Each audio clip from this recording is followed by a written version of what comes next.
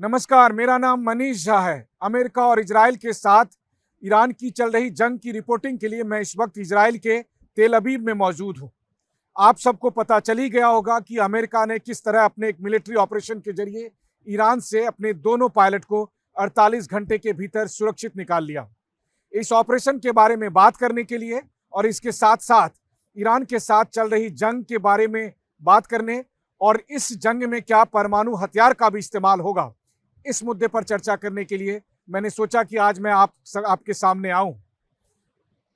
आपके सामने मैं अपनी बात रखूं उससे पहले मैं आपको एक बात कहना चाहता हूं कि आप इस जंग के बारे में सच सुनना चाहते हैं या वो सुनना चाहते हैं जो आपका मन कर रहा है या जिसे आप पसंद करते हैं।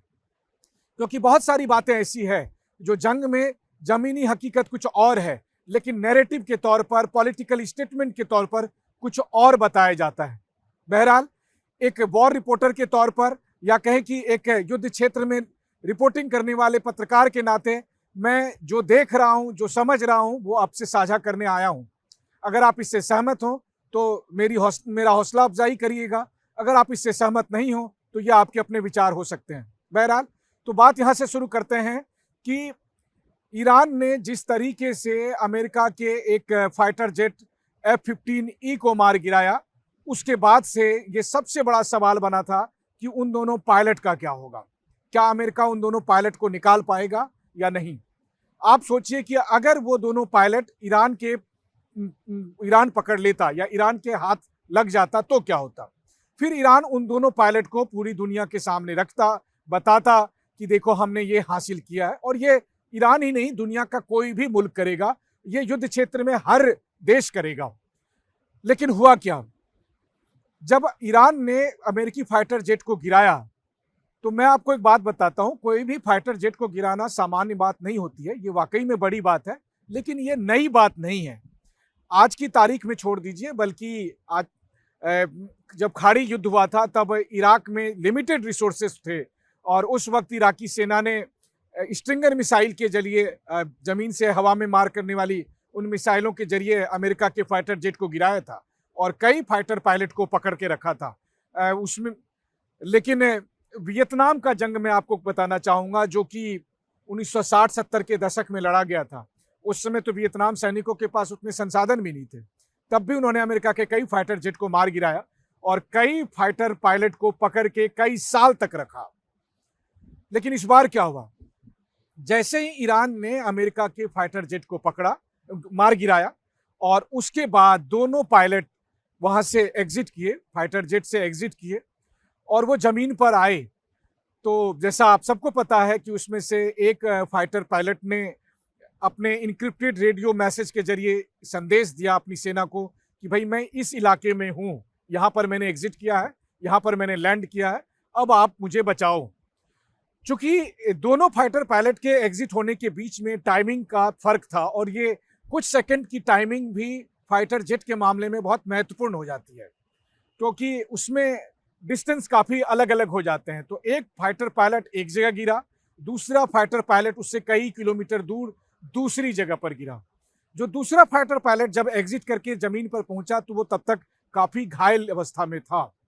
अब ऐसी स्थिति में ईरान को ही नहीं बल्कि पूरी दुनिया को पता चल चुका था कि अमेरिका का फाइटर जेट गिराया जा चुका है और दोनों फाइटर पायलट एग्जिट कर चुके हैं और वो उस समय ईरान की टेरिटरी में मौजूद हैं। यहां से शुरू हुई एक नई जंग, उस फाइटर पायलट को अपने कब्जे में लेने की। अमेरिका को अपने फाइटर पायलट को बचाना था और आईआरजीसी इस पूरे कोशिश में लगी थी कि किस तरीके से हम अमेरिकी पायलट को पकड़ लें। यकीन मानिए, ईरान के लिए इससे बड़ी उपलब्धि और कुछ नहीं होती अगर वो दोनों अमेरिकी पायलट आज उनके पास होते। आईआरजीसी के पास जितने संसाधन होंगे हम और आप सब समझ सकते हैं, उसने अपनी पूरी ताकत लगा दी होगी। आईआरजीसी की जो 1.5 लाख की फोर्स है या जितने उसके पास रिसोर्सेस हैं, इसके अलावा जो लोकल पुलिस थे, लोकल लोग थे, सब कुछ लगा दिया गया। बल्कि आपने देखा है कि ईरान के सरकारी टीवी में यह भी घोषणा कर दी कि जो भी उस पायलट को पकड़वाएगा उससे करोड़ों का इनाम मिलेगा। लेकिन इस बीच में अमेरिका वाले भी चुप नहीं थे। जैसे ही फाइटर पायलट की तरफ से एग्जिट का मैसेज आया, अब यहां भी ये सोचा जाने लगा कि कैसे बचाया जाएगा। इजराइल अपना रिसोर्सेस को एक्टिवेट कर रहा था ग्राउंड पर। जानकारी मिली है कि इस ऑपरेशन में सबसे पहले सीआईए ने एक बड़ी भूमिका निभाई।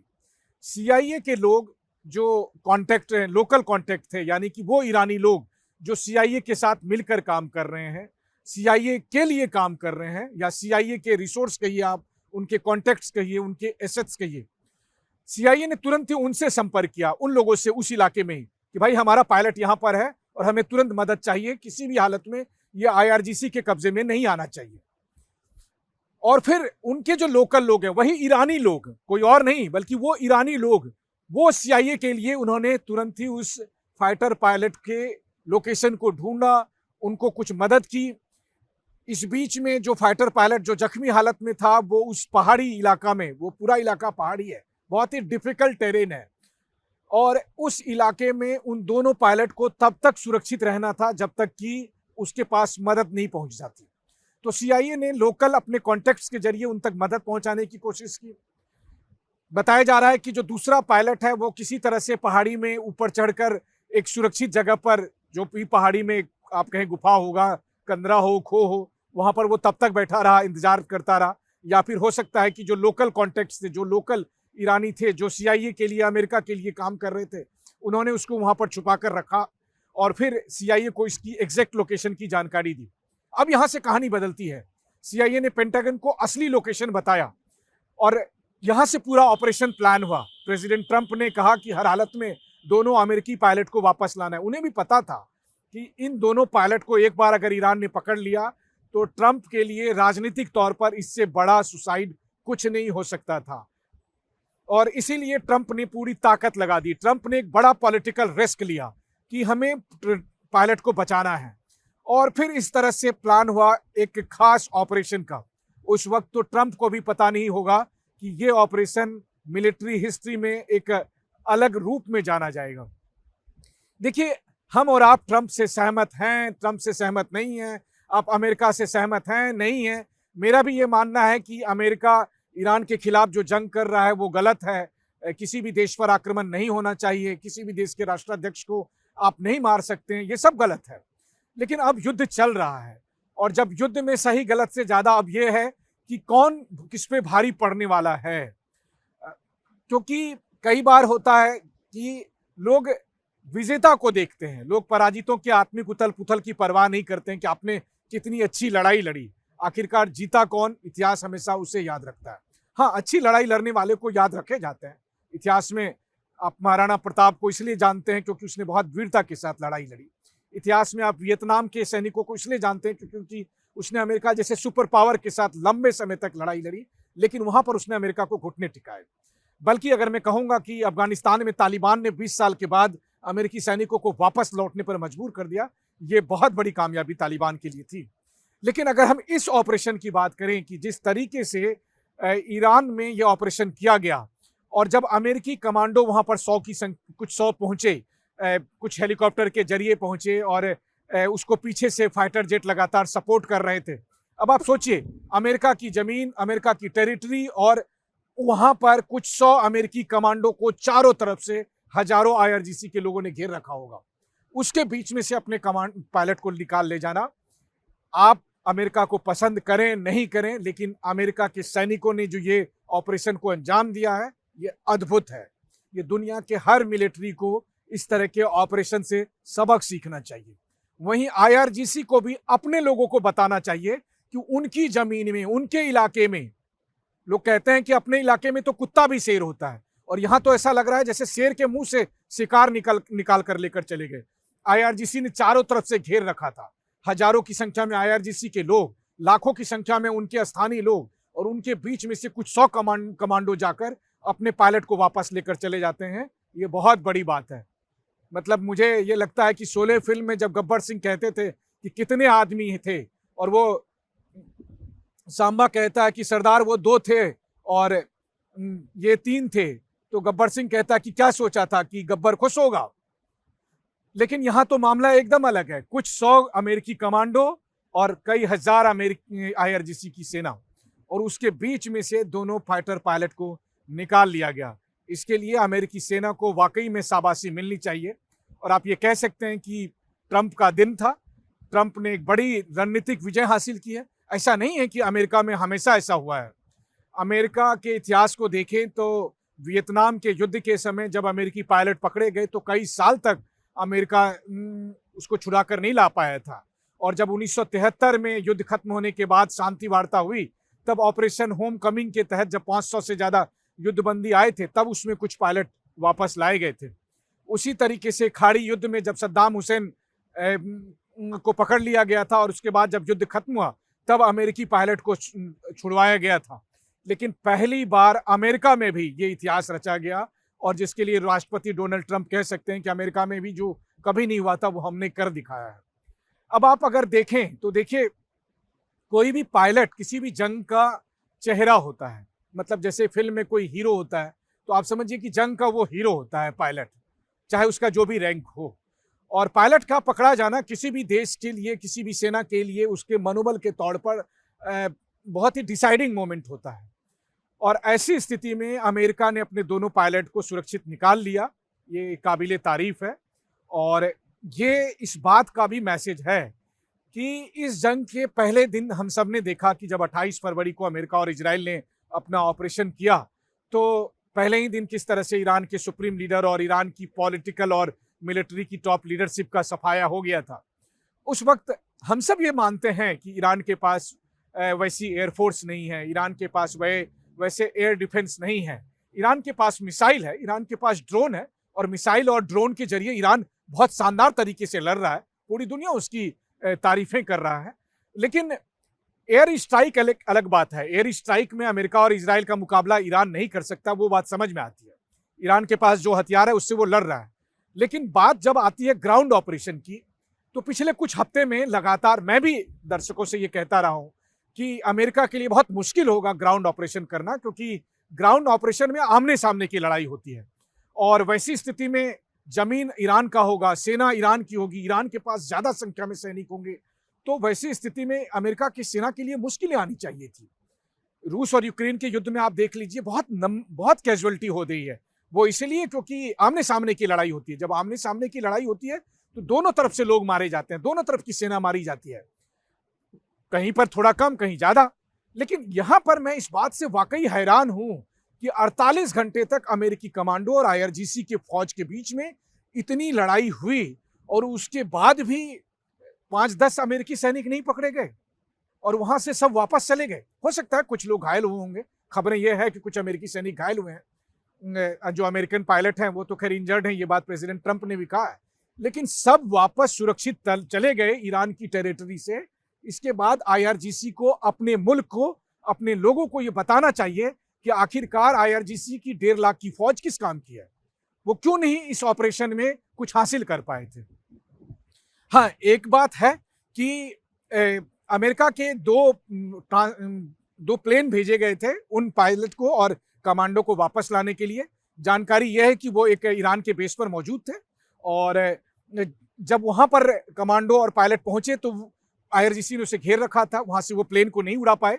और ऐसी स्थिति में प्लान बी के तहत इमरजेंसी में 3 और प्लेन भेजे गए, जिसके जरिए उन्हें निकाला गया। और जो अमेरिका के 2 प्लेन हैं, आईआरजीसी कहती है उससे हमने नष्ट कर दिया, और अमेरिका का कहना है कि वो आईआरजीसी के हत्थे ना चढ़े इसलिए हमने उसे खत्म कर दिया। खैर, प्लेन का पकड़ा जाना, प्लेन को हाथ में लेना, ये मैं समझता हूं रणनीतिक तौर पर उतना इंपॉर्टेंट नहीं होता जितना किसी पायलट को, और खास करके इस समय जब जंग में नैरेटिव का खेल ज्यादा चल रहा हो। तो समझिए ईरान के पास अगर वो दोनों पायलट होते तो क्या होता। बहरहाल सीआईए और पेंटागन ने वो ऑपरेशन किया जो मिशन इम्पॉसिबल सा लगता है, बल्कि ऐसा लगता है जैसे जेम्स बॉन्ड की कोई मूवी हो। इसकी जितनी सारी डिटेल सामने आ रही है कि किस तरीके से, पायलट के लिए भी सोचिए, पायलट के लिए आसान नहीं होगा कि एक ऐसे अनजान टेरिटरी में, पहाड़ियों के बीच में 24 घंटे तक बिना खाना पानी के रहना, जिंदा रहना, और ये सुनिश्चित करना कि अमेरिकी कमांडो के आने से पहले वो किसी तरह से आईआरजीसी के हाथ में ना चढ़े। मान लीजिए अगर ये भी बात आती है कि आईआरजीसी ने उसको पकड़ भी लिया हो और तब जाकर कमांडो ने, उस अमेरिकी कमांडो ने छुड़ा लिया, तो फिर ये और ज्यादा गंभीर बात है कि आईआरजीसी के कब्जे से छुड़ा कर लेकर चले गए। अब आप सोचते होंगे कि क्या ऐसा इतिहास है, इतिहास में क्या ऐसी घटनाएं हैं? तो मैं आपको बताऊं कि पिछले 40-50 साल के इतिहास में कुछ चुनिंदा घटनाएं हैं जहां पर पायलट को सुरक्षित इतनी जल्दी लाया गया है। इससे पहले 2019 में आपको याद होगा, जब बालाकोट में सर्जिकल स्ट्राइक के बाद भारतीय पायलट अभिनंदन पाकिस्तान में गए थे, तब दो दिन या 3 दिन के भीतर डिप्लोमेटिक और स्ट्रेटेजिक तरीके से भारत ने पाकिस्तान से अपने पायलट को वापस मंगा लिया था। वो अपने आप में एक बड़ी कामयाबी थी। किसी पायलट को दुश्मन देश से वापस लाना बहुत बड़ी बात होती है। भारत ने बिना युद्ध किए, बिना किसी तरह के ऑपरेशन किए, जिस तरह भी डिप्लोमेटिक और स्ट्रेटेजिक तरीके से उसे वापस लाया, ये अपने आप में एक बड़ी उपलब्धि थी जो इतिहास में गिना जाता है। उसी तरीके से आप देखें 2015 में टर्की ने रूस के एक फाइटर जेट को सीरिया की टेरिटरी में मार गिराया था। रूस के 2 फाइटर पायलट थे, उसमें से एक वहीं पर मारे चले गए, दूसरा पायलट एग्जिट कर गया था, सेफ एग्जिट था। रूस को पता चला, रूस ने सीरिया में एक ऑपरेशन किया, एक मिलिट्री ऑपरेशन के जरिए 2015 में अपने फाइटर पायलट को वापस बुला लिया। लेकिन हर मुल्क ऐसा नहीं कर पाता है। तो मतलब पायलट को इतनी जल्दी वापस लाने का अभी तक जो आप देख लें कई सालों के इतिहास में, तो 3 उदाहरण आते हैं। पहला जो अमेरिका ने किया है, अपने दोनों पायलट को ईरान से सुरक्षित लेकर गए। दूसरा 2019 में जब भारत ने पाकिस्तान से अपने पायलट को वापस लिया था। और तीसरा जो 2015 में रूस ने सीरिया से अपने पायलट को वापस मंगाया था मिलिट्री ऑपरेशन के जरिए। जबकि इसके ठीक उलट आप देखिए कि 1986 में इजरायली पायलट लेबनान में ऑपरेशन कर रहे थे जब उनका फाइटर जेट गिर गया और लेबनान ने पकड़ लिया था इजरायली पायलट को। इजराइल ने पूरी ताकत लगा दी, बहुत कोशिश की, कई साल तक प्रयास करते रहे। आज तक इजराइल के उस पायलट के बारे में कोई जानकारी नहीं है, वो रहस्यमयी तरीके से गायब है। 1986 से आज 2026 हो गया, क्या हुआ उस पायलट का किसी को नहीं पता। बस लोग यही मान रहे हैं कि उसे मार दिया गया था। उसी तरीके से आप देखें कि और भी जब बहुत सारे ऐसे युद्ध हुए हैं जिसमें कि पायलट को पकड़ लिया गया, मार दिया गया, या कई कई सालों तक वो जेल में रहे और बाद में जब युद्धबंदियों को छोड़ा गया तब वो छूट कर आए। लेकिन आज अमेरिका का यह ऑपरेशन दरअसल ये बताता है कि न केवल एयर स्ट्राइक के तौर पर अमेरिका और इजराइल का ईरान के एयर स्पेस में डोमिनेंस है, एयर सुपीरियरिटी है, बल्कि ग्राउंड ऑपरेशन को लेकर भी हम और आप जो दुनिया भर की चर्चा कर रहे हैं, लेकिन ग्राउंड ऑपरेशन के पहले राउंड में अमेरिका को एक बड़ी जीत हासिल हुई है। ठीक है, अब अभी तो युद्ध चल ही रहा है, 1 महीने हुए हैं और देखते हैं कि आगे क्या होगा। लेकिन इस ऑपरेशन से अमेरिकी सैनिकों का, अमेरिकी फोर्स का हौसला काफ़ी बुलंद रहेगा। ट्रंप इसका काफ़ी भरपूर राजनीतिक इस्तेमाल करेंगे जो वाजिब भी है। लेकिन अमेरिकी सेना अब जब ग्राउंड ऑपरेशन के लिए जाएगी तो मिलिट्री एक्सपर्ट्स को भी ये सोचना पड़ेगा कि क्या वाकई में IRGC या ईरानियन फोर्स उस तरीके से अमेरिकी फौज का सामना कर सकती है जैसा वियतनाम के सैनिकों ने किया है या जैसा अफगानिस्तान में तालिबान ने किया था। तो ये एक बड़ी बात होगी।